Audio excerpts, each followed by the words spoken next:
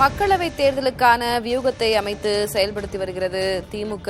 தேர்தல் பணிக்குழு அமைக்கப்பட்டிருக்கிறது. அதில் 3 குழுக்கள் இடம்பெற்றிருக்கிறார்கள். நாடாளுமன்ற தேர்தல் அறிக்கை தயாரிக்க ஒரு குழு, நாடாளுமன்ற தேர்தல் ஒருங்கிணைப்பு குழு, கூட்டணி கட்சிகளோடு பேச்சுவார்த்தை நடத்திடும் குழு ஆகிய குழுக்களுக்கு தலைமை வகிப்பவர்கள் யார், குழு உறுப்பினர்கள் யார் என்ற விவரங்களை வெளியிட்டிருக்கிறார்கள். இதில் குறிப்பாக தேர்தல் அறிக்கை தயாரிக்கும் இந்த குழுவுக்கு கனிமொழி கருணாநிதி தலைமை ஏற்றிருக்கிறார். அதில் மேயர் பிரியாவுக்கு வாய்ப்பு வழங்கப்பட்டிருக்கிறது. இந்த முறை இளைஞர்களுக்கு இந்த குழுவில் வாய்ப்பு வழங்கப்பட்டிருக்கிறது என்று நமது செய்தியாளரும் பதிவு செய்தார்.